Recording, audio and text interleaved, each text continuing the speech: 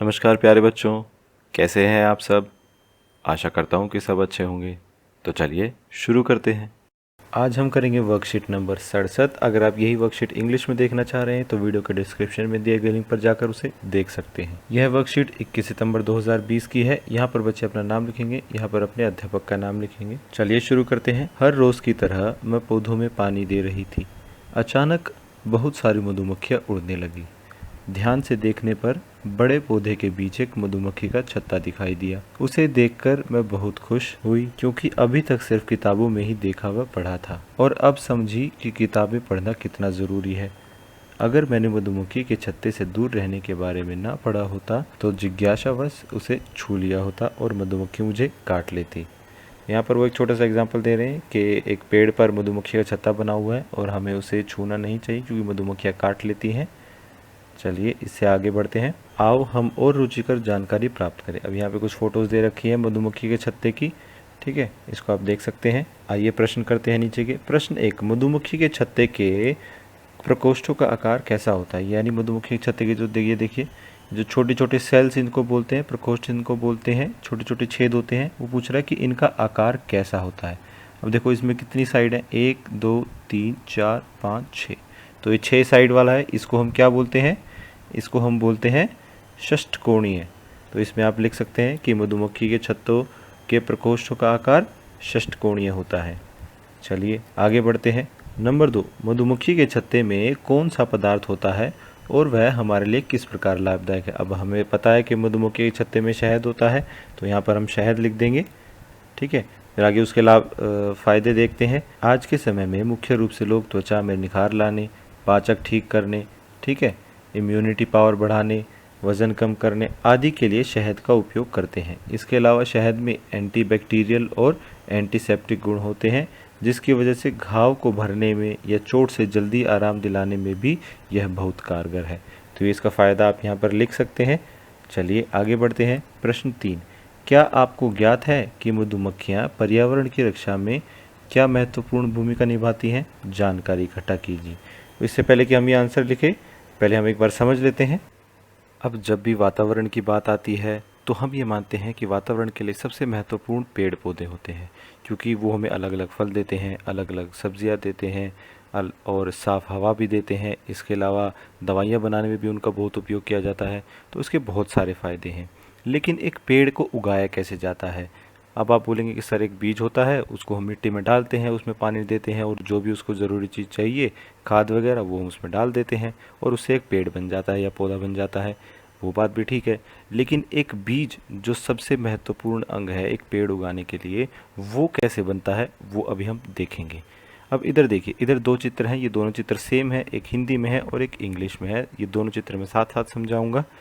ये चित्र एक फूल के हैं। अब फूल के हिस्से यहाँ पर बता रखे हैं। यहाँ पर हम 3 हिस्सों का ही जिक्र करेंगे, क्योंकि यही 3 हिस्से इस प्रोसेस के लिए ज़रूरी हैं। तो सबसे पहला जो हिस्सा है वो हम देखते हैं, ये वाला, या इंग्लिश में इधर। इसको हम इंग्लिश में बोलते हैं एंथर और हिंदी में बोलते हैं परागकोश। इसको हम एक फूल का मेल यानी नर हिस्सा भी मान सकते हैं। ठीक है, इस पर क्या होता है, इस पर एक पीले रंग का पदार्थ होता है, पीले कलर का एक पाउडर जैसा पदार्थ होता है। ठीक है, उसको हम इंग्लिश में बोलते हैं, उस पीले रंग के पाउडर को बोलते हैं इंग्लिश में पोलन्स या हिंदी में परागकण। ठीक है, अब दूसरा हिस्सा देखते हैं। एक ये हिस्सा देखिए और इंग्लिश वाले में इधर है। इसको हम बोलते हैं इंग्लिश में स्टिग्मा और हिंदी में बोलते हैं व्रतिकाग्र। ठीक है, और इसको हम फूल का फीमेल यानी मादा हिस्सा भी बोलते हैं। ठीक है, अब जो मेल हिस्से यानी एंथर या परागकोश से पोलन्स यानी परागकण जब इस फीमेल हिस्से पर यानी स्टिग्मा या वर्तिकाग्र पर जाते हैं, तब एक बीज बनता है। तो ये जो प्रोसेस होता है एक एंथर से पोलन्स का स्टिग्मा तक जाने का, या हिंदी में बात करें तो एक परागकोश से परागकण का वृत्तिकाग्र तक जाने का, ताकि वो क्या बना सके, सीड यानी बीज, उसको हम क्या बोलते हैं, पोलिनेशन। ठीक है, हिंदी में इसको क्या बोलते हैं, परागण।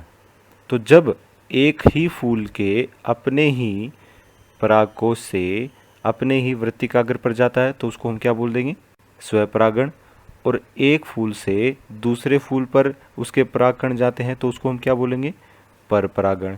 ऐसे ही इंग्लिश में एक ही एंथर से उसके पोलन्स उसी के स्टिग्मा पर जाते हैं तो उसको हम बोलते हैं सेल्फ पोलिनेशन, और जब दूसरे के स्टिग्मा पर जाते हैं तो उसको बोलते हैं हम क्रॉस पोलिनेशन। ठीक है, अब ये जाते कैसे हैं ये अभी हम जानेंगे। अब यहाँ पर इस पहले चित्र को देखिए, ये एक फूल का चित्र है। इसमें ये जो आप सफ़ेद सफ़ेद चीज़ें देख रहे हैं ना, ये क्या हैं, ये पोलन्स हैं। ठीक है, ये स्टिग्मा है और इनके ऊपर क्या होगा, इनके ऊपर होगा पोलन।